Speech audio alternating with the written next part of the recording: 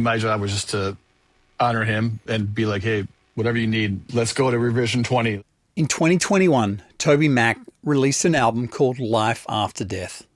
It was Toby's most personal album to date, written after losing his son Truett to an accidental overdose. 5 of the songs from that album went to number 1. The man who mixed most of that record is my guest today, and he's not even based in Nashville. He's not a household name.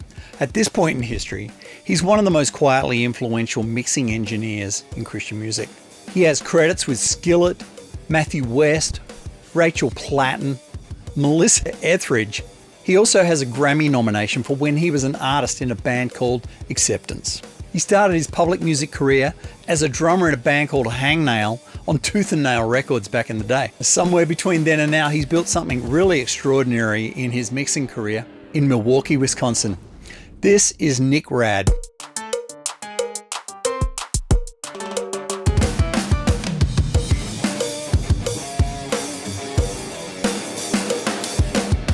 Thank you for doing this. I appreciate it. I am curious to hear your story. So tell me your story from the top, your life story. Oh, man, that's a good one. I started playing guitar when I was 8. There was a store that we would go to, and there was a little plastic nylon string $20 guitar I would always go to at the store, and my parents finally just got it for me. And I was just destroying that thing, playing all the time. So then they got me like an acoustic guitar.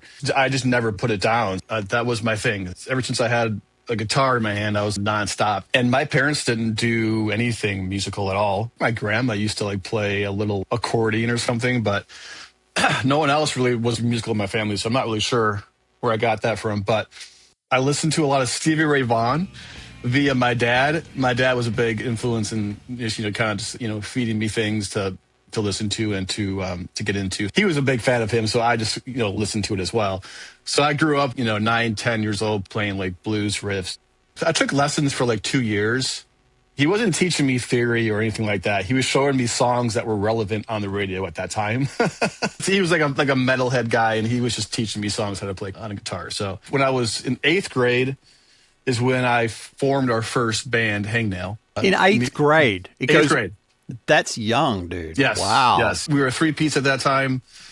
It was me, Mike, and Jacob. And then, we had Green Day, Dookie. We had The Offspring coming out. And then we had like MXPX. And we were into that whole tooth and nail thing, but, early stuff back in the day. I think MXPX and like Green Day were pretty much like, oh, this is who we want to be as far as like we started the band. We're going to be a punk rock band. And we want to do that. So that's kind of when it all started for me as far as being in the band with other people. So Mike, our singer for Hangnail, he grew up in a Christian household. No one else did in the band. So he kind of got us into this whole punk rock scene with Tooth and Nail and all these early, like, Slick Shoes, Value Pack, Ghoti Hook, those kind of bands on Tooth and Nail. And so we just made our way toward that as much as we could. We added Matt, I think, shortly, like a year after or so, our second guitar player. We practiced a lot. For young kids, we were just always practicing, always write new songs and just do our thing, Kind of fast forward into like our junior year at high school, we made our first EP, like an 8-song EP at the local studio here. I'm from Kenosha, Wisconsin. Shout out Skillet. They're from there Wow. too. The 2 engineers who were at the studio that helped us along. We basically kind of, did it ourselves in a way, but they kind of hit record.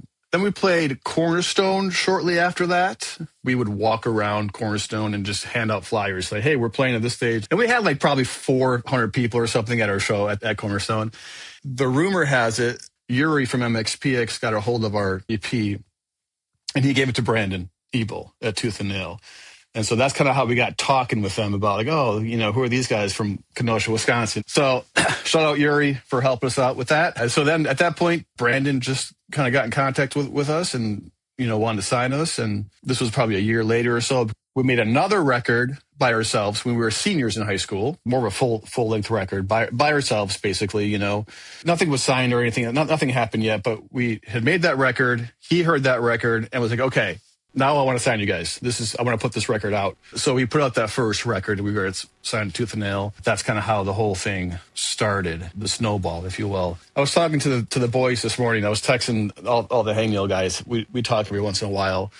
And it's just funny to think about just the doors that were opening for us on that journey of our lives. Like, and then just going on tour with bands that we looked up to. After high school, we did like 3 records and then toured for like 3 to 4 years-ish, somewhere in there.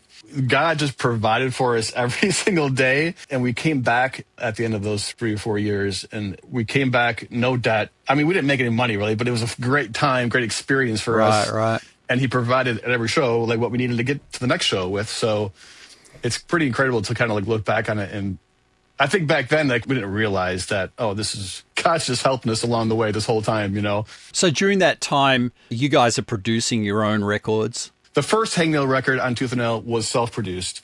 The next 2 that we did were with Bill Stevenson and Stefan Edgerton at the Blasting Room in Fort Collins, Colorado. They were doing a bunch of the punk rock scene in non-CCM stuff, like, you know, NoFX and Lagwagon, No Use for a Name, all those bands that we also liked at that time as well. So we went and did 2 records, our last 2 with them in Fort Collins. So now you're talking about touring with your heroes. Who were they? Like, who are you touring with? At that time, it was like Stavesacre, Slick Shoes. We did a couple with MXPX. I think our last tour was with Ghoti Hook and Stavesacre, which was a great time. That was a great time. Just those guys are just all so fun to hang out with. You were able to live on this really kind of underground, it's a certain scene, right? Yes. But you were still able to live in that scene. Yes, that's very interesting. We were paying for our food to live. That's all we could make with that whole scene. But at every show, there was kids that were really into what those bands were doing. But it was a small scene, of course. You were still selling physical product. We were. So you were able to make money on merch. I think Correct. that's one thing that's changed a little. After this band Hangnail, I joined a band called Acceptance that was from Seattle. And I was doing that for like 4 years. So we were on Columbia Records, and we just were doing some bigger tours and that kind of thing. And we made some records with Aaron Sprinkle. When we made that record with him, watching him kind of produce and do things, like it was a cool experience, an eye-opening experience for me. And even with the guys before that we worked with, those producers, like I would pick things up and be like, oh, this is awesome how they're doing this, and how, you know, how there's a guy in the closet editing all the stuff as we're tracking it, and all then just the process of how that stuff works. And it was all very interesting to me. I used a lot of what I've learned then now with what our system that we have now. He's still a genius in what he does, and putting songs together, and how he does it, and how he can take a part here and do this and reverse this and put it over here and all that. So I learned a lot from him. That helped me kind of, you know, get the process going. So 2006 is when Acceptance stopped, and I started doing production and mixing full time. Before we move on from Aaron Sprinkle, because you're right, I mean, the guy's a legend. Mm-hmm. Do you have any memories or stories, things that struck you during that working with him? There's one story that I remembered pretty clearly. It was his studio on the first level, and the top level was the apartment where the bands would stay. And then you walk down and record and go back up to your house, right? So I go to bed pretty early. I'm in bed by like 10 and up at like 6 or something, you know? So I was in bed early. Those guys worked late a lot of the times. And I was a drummer in that band, by the way. But I was sleeping. Someone woke me up at like, I don't know, 1:30 or so, or 2 o'clock. And they said, Nick, you got to come downstairs. We got to get this drum cut on this one song that we're doing. So I went down there, and I was just half asleep. And I sit behind the kit, and there's a shirt over the snare drum, and a hi-hat and a kick drum. I think there's no cymbals. We had the idea previously, so I knew what the song was, kind of what it was. So I sat down, and I played some super simple beats. I think it was like 1 or 2 times through. I walked back upstairs and went right back to bed, and I came down the next morning, and the song So Contagious was basically done, and which was one of our more popular songs for that band. When inspiration strikes for him, he has to keep going and finish the thought, you know, so he's not going to stop until that happens. So luckily they called me down to play on it, which was cool. I thought someone else could play on it, you know. There's some other ones. I'm playing poker. I'm sure you know J.R. McNeely. So playing poker with J.R. upstairs, he came out for that week at the end of mixing, and we playing poker with that guy upstairs. Those are good times. He was a riot too. I learned a lot from him as well. I mean, his sound, I loved just like that slick kind of like polished sound that he had. I get a lot of that from him too. I went to a session it was Rebecca St. James record. I guess it was probably 2000. Matt Bronley was producing it. It was a big downtown studio with the SSL, racks and racks of outboard gear. I mean, there's no in the box. Well, in the box mixing was a novelty that the poor guys were using, you know. Some poor guys. Yeah, I mean, I don't think any songs had made it to Christian radio that had been done in the box at that point. But anyway, this thing is just a massive track count with all kinds of things. And that, it blew me away. The sound that JR was getting, it was fantastic. Yeah. But here's even for the mighty JR, they rejected that mix. And Really? I was mind blown because I Wow. sat in that mix and I was like, this is incredible. Still to this day, I don't know why that wasn't the one that made the record. It was Wow. incredible. Wow. But yeah, anyway, that's a Unbelievable. story that probably doesn't bear telling. But no, it's good. It's good. Yeah. but JR, yeah, like he had, like I loved all those tough tooth and nail things he did. They sounded Yes. so good. yeah. Yeah. Yep. Yeah. He was, that team was phenomenal back then. Yeah. So where are you living? I mean, because you're in Milwaukee. Wisconsin, Milwaukee, yeah, right now. yeah. And all of this is happening out in the West Coast. I moved out there for those 4 years.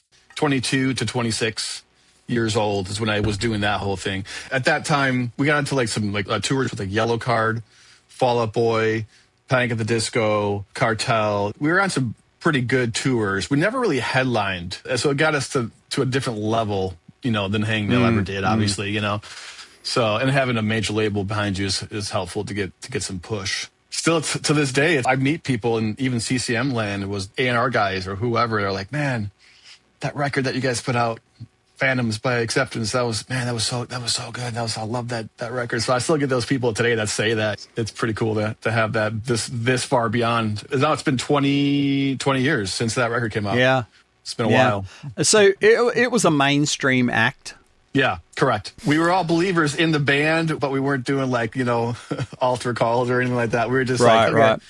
We're going to do the music we kind of like to do, kind of Jimmy Eat World style. That's kind of what our vibe was in that band. Yeah. But lyrically, it had no kind of faith elements, or it did? Maybe a little, not much. So Hangnail was a Christian act. Correct, And yeah. then you had this Yep. mainstream act. You finished with the band. How did that go down? It was fine. Both occasions, it was felt like time to stop. It wasn't like anyone was super hurt about anything. Maybe some people were a little bit more than the others. With Acceptance, it just kind of felt like we were kind of burned out. We weren't making a lot of money at all. We're getting older. We're, 26, whatever years old. These guys are 27, 28. It's like, okay, at some point we got to start thinking about our future and retirement and whatever. I think we just decided to just jump ship. Looking back at it now, is we should have done one more record for sure, because the one that we did got bigger the more after we broke up. It got it got more heat, and people just loved it. So it was probably too soon to do what we did. Too late now, right? I can't go back now. So those guys are still kind of making music every once in a while. I'm not involved anymore. I don't live there, but they still do put out some songs here and there just for for their own happiness to do that, Nick went from watching legends work to moving back to Wisconsin and building something himself from scratch. For those of you who came for the conversation about mixing, the philosophy, the gear, the technical deep dive, it's all in the back half. There's chapter markers below and you can jump there if you want, but stay with me here. Because the best engineers I know didn't get great just at the desk. They got great at life first. And Nick's story is about exactly that. Milwaukee is your home. Yeah. That's where you grew up. When did wife or any of that come into the picture? I came on pretty early when I got back here after Acceptance. I started producing and doing my thing, and I met my wife shortly after that. And then we didn't get married for about 3 more years after that. So now I have a 10-year-old and a 12-year-old currently with my wife. She's a teacher. She's doing 5th grade teaching, so that's cool. She likes doing that. And so now I have a guy named Steven and a guy named Ethan. Ethan's working here doing production stuff, and Steven's helping me with other things that we're doing together. And he's in Racine, Wisconsin, which is just south of here. Ethan lives here, and I live about 15 minutes away. So we're all in this area. We just have a cool little process going on of our system and how we do things and kind of maxing out our abilities, all three of us, to what we can do. So it's kind of been exciting these last few years. How did you initially get into attracting clients and getting to work on other people's music. When I came back home after the acceptance days, started doing production in a studio that we did the Hangnail record at. There was a basement space that I rented, and I just lived there. There was a couple bands in town that I brought in because I knew them. I was like, hey, come in. I got to get some clients going. I got to start this whole career from scratch right now. I was calling friends up and having them come over. And luckily from the Hangnail days and acceptance days, there were people who actually wanted to come. They heard I was kind of doing this and they wanted to come record with me. So that kind of juiced up my clientele that first couple years. It was literally word of mouth. There was no marketing. I was just down there doing my thing and learning as I was going, trying to be in there and sprinkle, in the basement of a studio over here in Kenosha. That band told their friends, and then they came over. And so there was about 2 years of me doing that by myself. And then I met Ben Kasica from Skillet. He was the old guitar player for Skillet. He came to the studio one day and we met, and he was like, hey, I'm going to start a studio. Do you want to be the main engineer and record some bands? I got a bunch of bands that want to come record with me. That's awesome. That's like God saying, here you go, Nick. Here's your next gig, right? We built a studio in his business partner's garage. It was called Skies Fall Media Group. We started hacking away. He brought a bunch of bands in. People would fly in, and I brought a couple of bands, some clientele in, and then it snowballed. There was about 5 years of like just back to back to back, just hard rock, metal, all country stuff. We were doing all kinds of stuff. And it was awesome. That's where like the teeth got cut. I was doing everything. I was producing and engineering and mixing. And about halfway through that period, we brought in Steven, who is my guy now in Racine, who works with me closely. So Steven was brought in at that time to be the closet guy, the editor. So I was tracking guitars. It was getting shipped to Steven. He was editing. I was going on to bass. It was a system that we had going on. That's what we did for like 2.5, 3 years after he got on. It was about a 5-year run, just nonstop stuff happening. It was great. And then I moved to LA for 1 year with my wife and my 1.5-year-old. And my wife was pregnant at the time. We moved out there with Skies Fall just to to go after it and see what we can do out there, right? That was the mindset. Good and bad. I was like having meetings nonstop with people. My wife was at home with with the kids being pregnant. So she didn't have the best time there, obviously. I was kind of like just doing my thing. And we made it 1 year. And we're like, man, this is rough. No friends, no family. And like, it didn't feel right. So we just moved back. John Mays from Centricity brought this up on one of my first podcasts, and so I've always brought it up because his story is incredible. The magnificent defeats, the things that went wrong, the big fail. In some regards, the whole LA trip was kind of a fail, I'd put that in that category. There's still things I'm doing from those contacts today, so that it was good in that regard, but just like it was a hard thing on our family during that time. Moving back and just like the money we spent, that was a hard time. You'll never go to your grave thinking, I wonder if I had, because you did it. And then when I moved back, I went on my own. So me and Skies Fall kind of just parted ways because they were doing more video stuff and like film stuff now. That's all they do now is that. So when I left, they cut off the whole audio part of it. And then I went on my own. That was like 2016.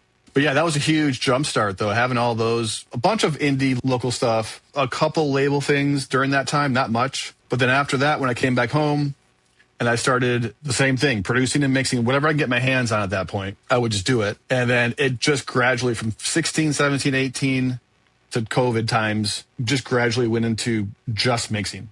So I was doing less producing. Obviously, because I'm from Wisconsin, there's not a whole lot of producing you can do here, It just grew, and it just was word of mouth. I got to say, Keith Smith was a big part of my growth because he was just the connector guy to like get me a couple things here and there that just led to more things and more things and more things. So shout out, Keith. Love you, buddy. Somewhere in there, and I got to throw some of these names out because my eyes kind of bulged a little bit when I saw a couple of these names on there.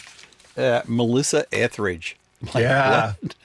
Yeah, that was a random. What? That actually happened before I moved to LA. So that was during the Skies Fall time. It was just a random connection that I got from my buddy who lives in LA, who was producing some Melissa Etheridge songs. So I think I mixed like most of that record. It's called Me, I think it was called. It was fun. I was a 80s, 90s kid. So like she was a big deal, at that time in the 90s. It was fun for me. That was like one of my bigger things at that time. I was like, oh, this is cool. We're working on Melissa Etheridge in Kenosha, Wisconsin. That was fun. Never met her, but it was a good time.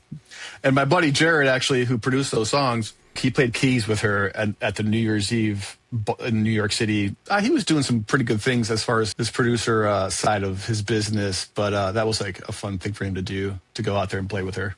But your connection to him, that came from the Acceptance days? Yes, Acceptance. I mean, there's a lot to be said for that live touring period, because you meet so many other acts. Those members of the bands of those other acts become tomorrow's producers, 100%. artists. I wish I would have had more of that mindset at that time, being more friendly with people. And like, I was just kind of a shy kid on the road. Well, like, all these guys now are at different places in their lives, and I could have had the opportunity to, be their friends. And I was always just kind of like shut in on the road a bit. When I first started hitting it big with a lot of the big clients coming to me, I remember one particular moment.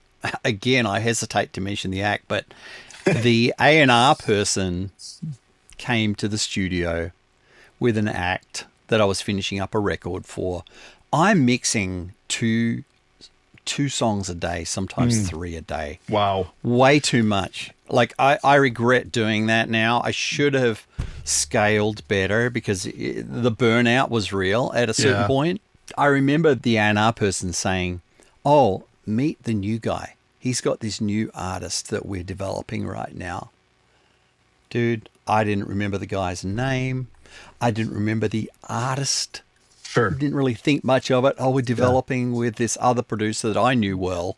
And I just didn't pay any attention to it. 2-3 years later, one of the biggest selling artists in the world. And I'm like, so funny. I didn't pay attention to the real people in my immediate vicinity. And that's, I guess, a lesson. So you saying that about your touring days, for anybody who's starting out in their career, huge tip. Make your connections. Short story. We were on tour with Fall Out Boy. Their first record, Take This to Your Grave, I think it was called. That's when we kind of went out with them. They were blowing up at that time. That next record, that was going to be the huge one, didn't come out just yet, but there's a lot of heat going on.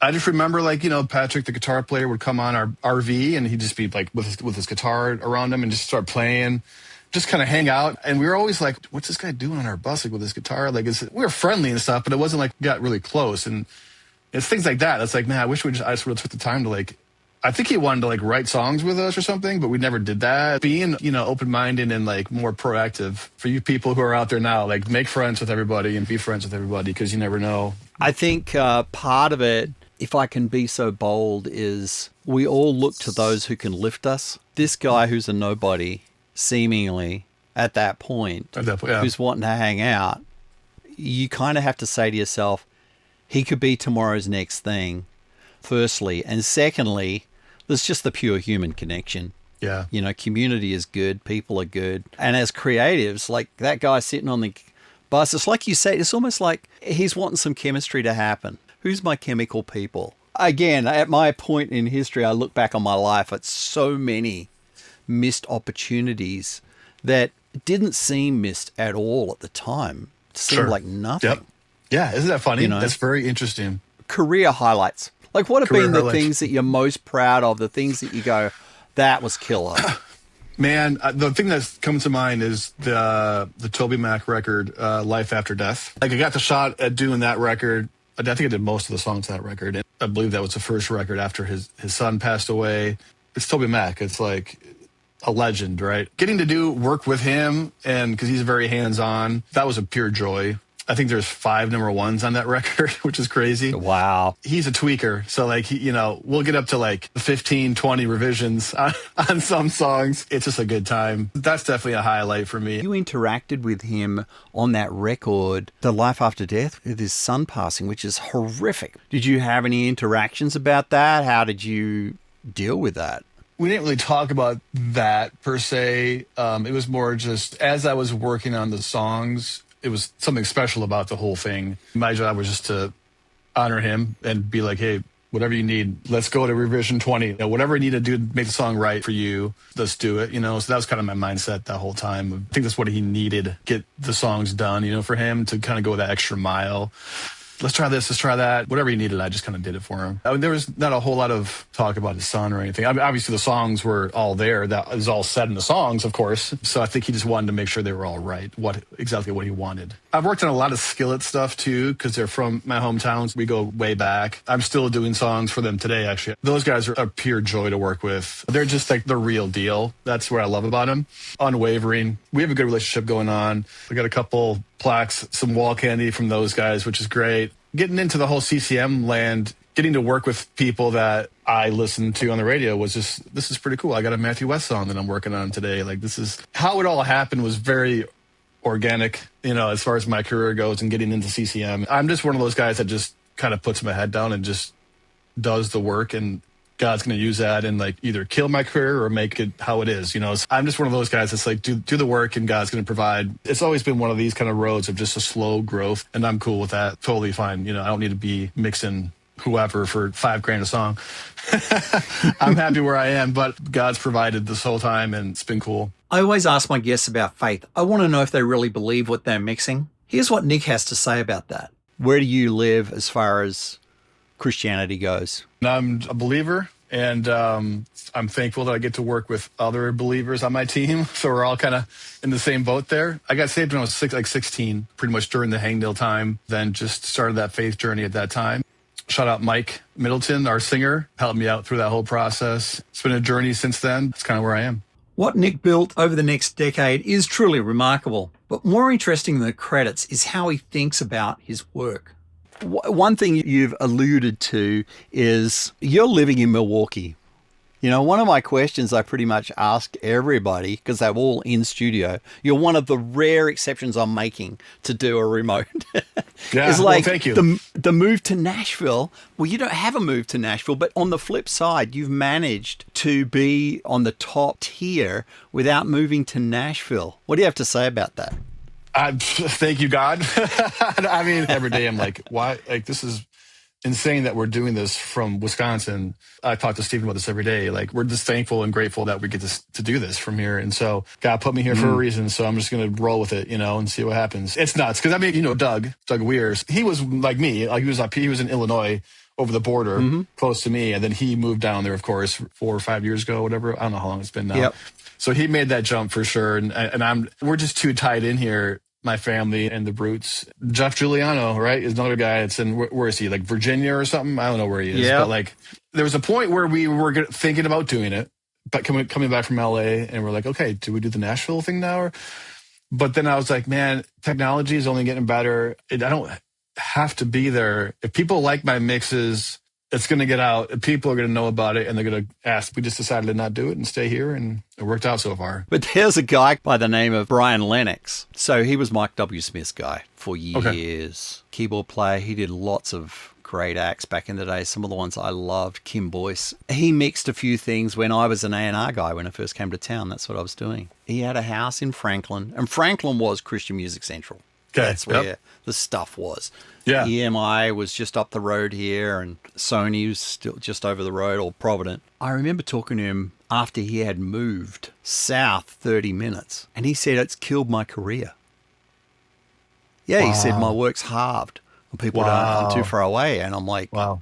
And as the time went by, I remember thinking, nobody comes to the house anymore. It's all done by remote. And yet there's this perception, but I think we're long past it. I mean, it's all filed. Now we are. Yeah, correct. Online. Now we are. I made it past that threshold, I feel, of like, I don't got to be there early.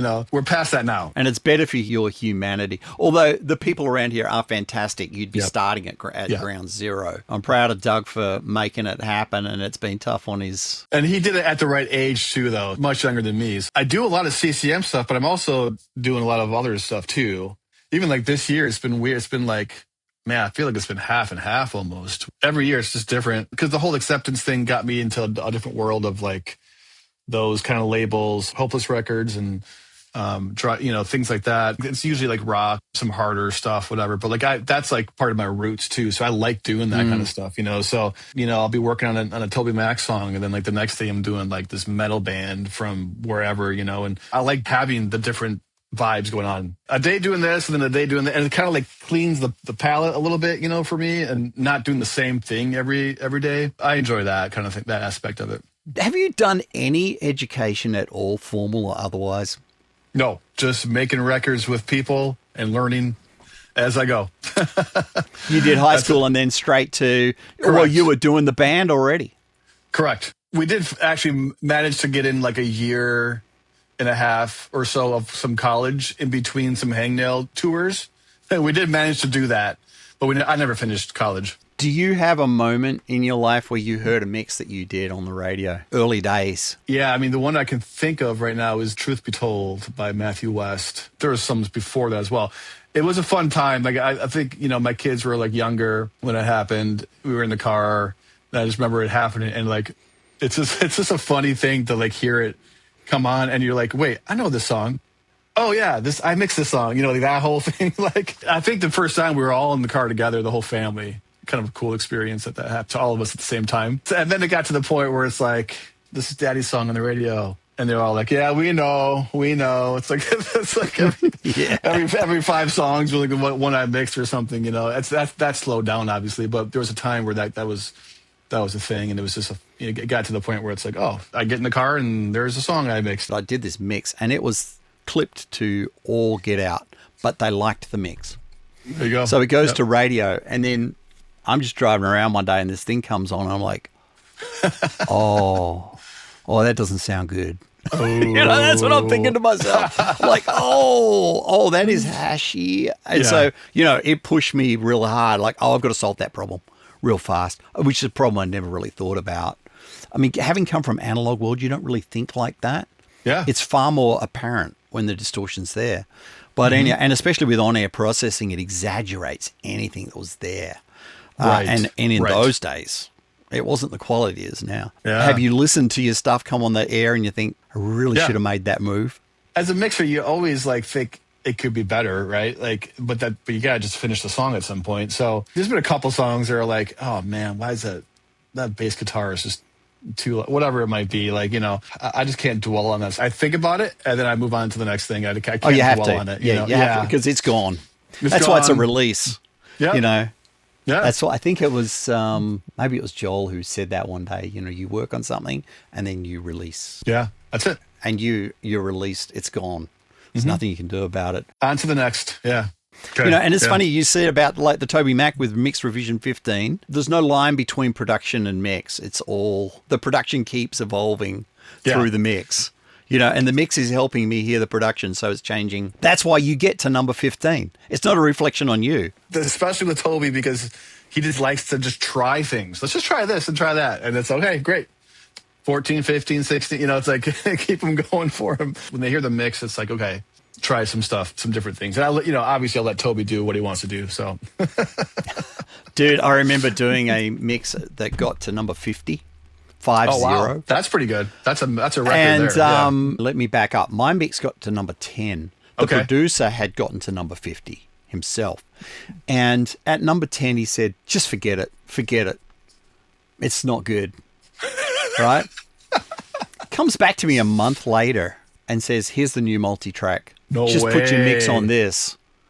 Mix one's on the record of the new so the unhappiness what had nothing to do with the mix. That was a production thing. And I think that's a hard call, because as a mixer you kind of feel like the production should be done. That's why these days there's less of that, because they go so far with the rough mix now. They know this is the vibe, and then they hand it off. It's like, don't mess this up. Make it like 4% better. Or back in the day, that was way more of a thing, yeah, for sure. But these days I feel like these guys go so far to get that rough mix so close. I am going to be nerding you for a second. Do it. Are you a Pro Tools guy? You're a Logic guy? Pro Tools. Why? First language, never stopped. Some of the first Hangnail records were on 2-inch, and 98, 90, whatever that was, 97. I'm just glad that as far as my career now, that I am where I am as far as the tape is gone. I'm totally like digital minded. I'm glad that we're in this zone now where I can just go get a plug-in and have it on my desktop in 2 minutes. Oh, it's and, so you good. know, I'm totally embracing the whole digital world of all this stuff. And, you know, I have zero outboard gear at all. Strictly just mixing it in the box, and it's been, you know, it's But been you've good. got a tracking room, don't you? Yeah, we have it here. At my house, I don't. I have just my mixing room at my house, but here we track stuff here. Yeah. So you've got some outboard for mic pre's and stuff we like that. we do here. We have an API console and some other stuff here. Yeah. Is this bad if I just whip this around real quick, or is this? Oh, is you're that fine. weird? You're good. Yeah. So let me That's just see great. if you can Oh, see yeah. Go. Oh, There's okay. there's some gear over there, some rack gear over there, but little API action. And yeah, so just, you know, it's a cool room. Just and then next door is the live room over there. Oh, cool. Yeah, I love that. Go-to EQs. That's SL channel. I mean, that's like my go-to, just quick moves kind of thing. Are you just using the EQ or the whole strip? Just mostly the EQ. It's that and the Pro Q4 fat filter. Those are like my best friends for life. Can't beat it. Took me a while to get on board with the Pro Qs. I don't feel like they sound the best, but at a tool level, they're so good. I'm usually just kind of finding things I don't like and just pulling that stuff out of the Pro Q4s. Yeah. Oh yeah, it's so great for nailing a bad tone. I love just being able to listen to a, you know, and drag and find the frequency. Solo the frequency. Like. Yeah, it's phenomenal. It's a game change. It's so It good. is. Okay, compression. Like channel compression rather than two bus at this point. CLA 76, the blue stripe, the blue one. Dude, verbs. I've had a love-hate relationship within the box, but verbs. Same. Yeah. I think I just tend to still go to the Valhalla vintage verb. That's like my most used verb, I think. That one or the Lexicon 480. Yes, that one. Those two are my go-tos. You're using that in the UAD or UAD, the UAD, the one. UAD, and I just got a couple weeks ago the Relab. Relab, yeah, that one. So that one's been cool too. I just got that one. Yeah. One that's worth, if you're looking for something, Avid's own Revibe. Really? It sounds great. Like if you push the time out to like 3 or 4 seconds and just run a vocal through it, you'll be like, oh, I want to try that. Clear and beautiful. Nice. Yeah, I like the Valhalla. It just gets a little muddy as even when you high pass it right, it still doesn't quite sometimes. I like the Room from Valhalla, but yeah, that's interesting. Okay, drives, special plugins, the character plugins. What you got? Man, I don't want you to give away all your life secrets here. No. It's all funded. This plugin called Alkane, Alkane. It's like a tape saturation distortion thing. It's got some cool. That's like lives on my drum bus mostly. Then of course the Ozone Exciter. I use that quite a bit. Devil Lock, of course. Oh yeah, killer. The Loop Trotter. It's on a plugin alliance. It's like a yellow plugin. It's a cool distortion. It's got a magic button that does some cool things. I think it's called Loop Trotter. Yeah, that's my thing, is trying different flavors on things that can make it cool sounding, you know. Oh, Gorilla Drive, Safari pedals. It's part of that whole bundle. Those are my kind of go-to distortion character. It's interesting when you said, like, I'm not a gearhead. I completely get that. My eyes glaze over when guys are talking about hardware gear. I'm like, I'm never going to use it. You're totally like in the box. You're not doing like the analog summing or anything. Correct. Yeah. I've done it in the past, but I just feel like it's, for one, I don't think it's, to me, a big difference at all, or no difference at all. But also, two, just workflow wise, I just need to be lightning fast, and it just sometimes I gotta, like, you know, it just doesn't work for me. I feel, you know. I mean, I had my big console, and I'd be summoned through it, and I'm like, why am I wasting my time? It doesn't work any better. There's no advantage to this thing. Yeah, totally. So if it was a marked difference sonically, I might persist, but it just wasn't. Yeah, I mean, you've picked up. You're the man. You know, you're kind of a go-to guy, and doing the top tier stuff, which is great. You ride it while it's there, man. The creative bug never goes away, and it comes and goes in spurts. That's the other thing I've noticed. There's times you feel like doing it, and there's other times I want to go drive an Uber or something. I don't know.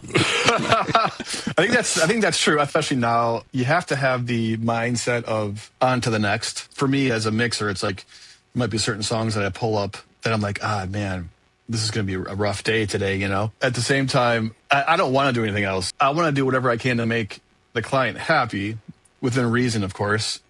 So I'm always bending over backwards to making that happen. For some guys, I'm sure that there's a tolerance that happens. And that's like, I'm done with this artist. I'm done working with this person or whatever it might be because it's just not worth it almost. And I'm just like kind of the opposite where like I know the next time I work with this person, I might set some parameters, but I'm going to get through this one because I want to have more work down the road. I want everybody that I talk to, that I'm in communication with, to be happy and to have the thought of coming back to me in the future. There's something I've only been thinking about this, in the last year or two. It's almost that it doesn't matter how nice or how great you are to work with. If there's a certain lack of personal or spiritual connection with the material you're working on, it's hard to find the greatness.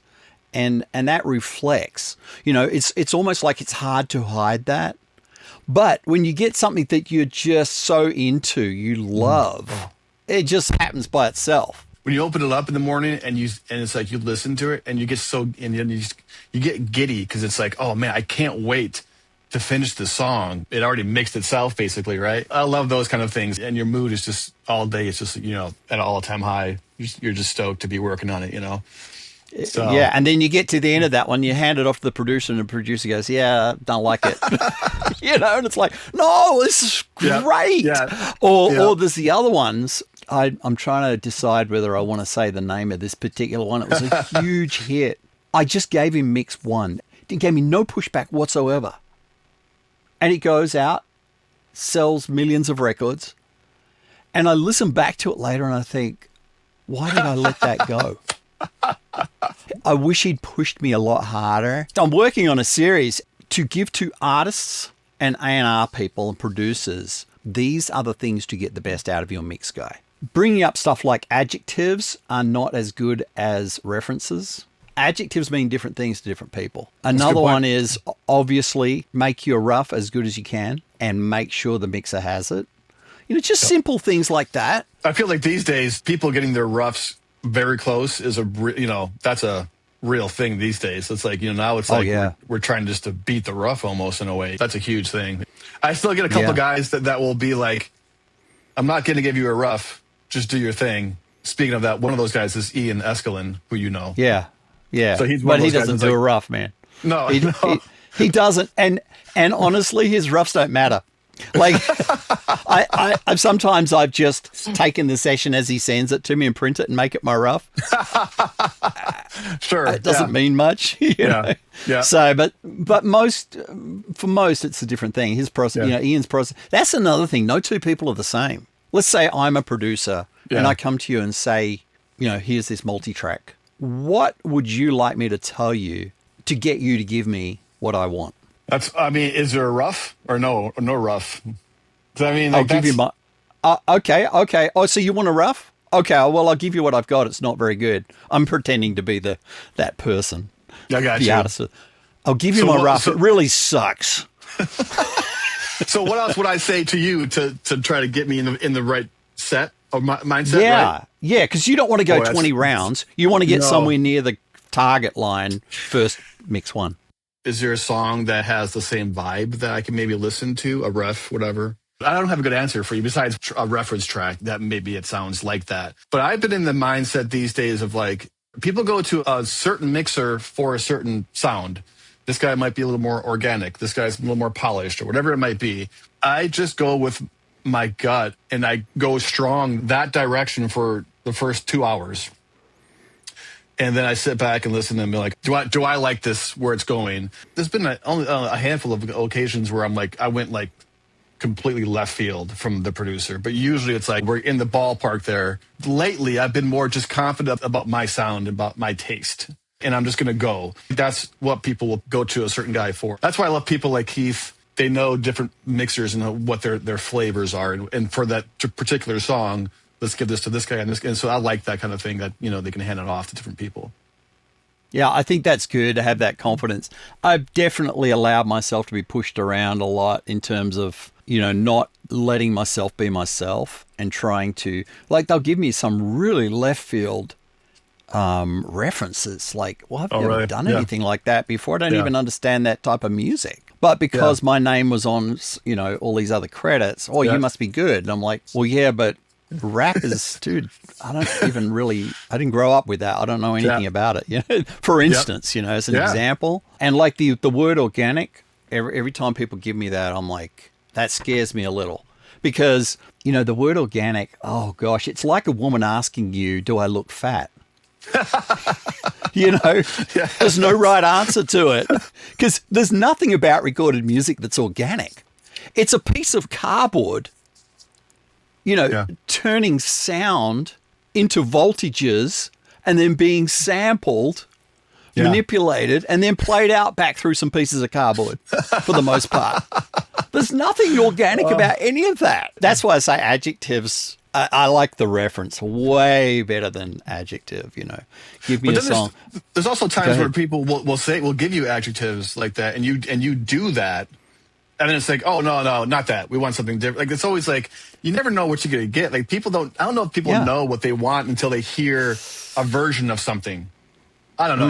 It's I've gone down both those roads of like people being very they tell me exactly what they want and I do exactly that and it's like, oh no, wait, no, maybe let's go back this way a little bit, and you know, so it's like I don't know. That's why I just stick with my guns for the most part, and then if someone hates it, then okay, that's, you know, keep your money, go somewhere else, whatever. It's not a big deal for me. Just, you know, do what you got to do. So that's a good word. You know, trusting your gut, and I've often said to people like, your production's going to tell me what it should be. Your rough is going to tell me what things you liked to hear the most up in the mix. It doesn't need to be good or sitting well. I could tell you had that vocal up the loudest, or that guitar part was the main thing you had pushed, or whatever in the instruments. In the little AI bio I got of you, see printed paper, that's nice. Me being a I like that. boomer right there. It said something about that you are very particular, like you tighten your audio. The vocals is what it specifically referenced to. I just like pop music. I like things tight, in tune, and I don't want to hear any kind of like wavery. That's just how I want to hear music, or the music I want to work on. That's why I've built this team around me. When things come in and it needs some love, we're going to give it the love it needs and not even tell the person. We're just going to fix it. You know, now it goes to mix. So there's a whole system with that when we get a song in. And that goes back to what I've learned from those guys that I worked with early on about their editing skills and their work ethic. I just kind of built that into my team here. And it feels like it's been working well. There's been a couple rare occurrences where someone was like, oh, this vocal might be a little too tuned in this area. So we go back and we change it back to where it was, whatever. But typically people are like, oh, this is tighter and better to me, you know. So if there's ever a spot in the song where it's like just something got off the drum fill or whatever it is, we just fix it. There's no time to waste to go back to the producer. We can just do it in like, you know, 10 minutes. Okay, great. Let's just fix it and go move on with our lives. I find for the most part, the way I will edit it is the way I would want it. The way they will edit it. I've ended up with people who've tried to time the drums, for instance, and timed individual pieces, and the overheads of the rooms are just, and I'm like, oh, this isn't. If that ever happens, then I'm like, hey, I need new drums, guys. This is not going to work. I don't want to waste send my me time. send me the raw files. Just let me. Right. I'd rather do it myself. Yeah, you know, totally. So I'm pretty much there, and sometimes with vocal tuning too. You know, where they've just done an auto setting. You know, I'm like, oh, don't do that. This is a random question, and it is a tech nerd question. When you're mixing and you're hunting for like, what can I do to this thing? What kind of a plugin do you wish you had? I don't really have the thing that does that. Oh boy. Anything like that? It's going to be something with that adds loads of character somehow. And I know distortion is like, there's tons of distortion plugs out there. Whenever I got a mix going and I'm liking it, I'm always trying to find something that is exciting or emotional, you know, to pull out more. And typically that goes along the lines of some sort of saturation, distortion, or something that does something and makes it wider, or whatever it does. I'm not sure if I know that yet, but it needs to be something that's going to make it more character. You consider yourself a constant student, right? You're always learning something new. Yeah. Can you think of something that is like the new lesson of the day? I can go back a couple years when I got kind of more into like clipping. Standard clip has been a game changer for me, that plugin. Just being able to figure out how to get my mixes louder. That's I guess it was more of like that whole road that I went down for a bit, like of how to get some peaks down so I can get to my master bus and have it be louder. That's what comes to mind as far as like that kind of changed. I wasn't mixing that loud like even 3 or 4 years ago. It was like I was kind of like still living in some older days until like figured out, oh shoot, I got to get some stuff louder here, but make it not sound like it's, demolished, So I think figuring out my ways to use, clipping and that whole thing was my moment, I would say. When you're out and you hear other people's music, or you're at church, or you're hearing a live performance, my head flips into a Pro Tools screen. The edit screen is up there. Yep. And I'm seeing the blobs in Melodyne. I'm seeing the grid in Pro Tools. And I can hear that bass and the kick, and I'm like, oh, I just want to. If I go to a live show, I'm always wearing earplugs. Yes. So I can't really hear anything. I hear like a bunch of like jumbly mess. But I'm the same way. It's like, it's hard for me to go to it's even hard for me sometimes to sit at church, and listen to like things that are not right or not in tune or whatever it might be. Sometimes I get in this mode where I'm not able to worship, not able to do what I want, but I tend to get out of it fast and, shake my head a little bit and be like, okay. It's so hard not to be. It's hard. Because it's hard. When you work all the time. I've done a lot with For King and Country over the years, and I was in Australia with them and they begged me to come to their show. They're like, are you going to come to the show tonight? Because we're in the same town, same time. And I'm like, and my wife's always saying to me, you need to honor people and let them know they mean something. So I'm like, okay, I'm coming. I don't like to be in a loud room. That's part of my issue. Is like, I don't want to hear it loud.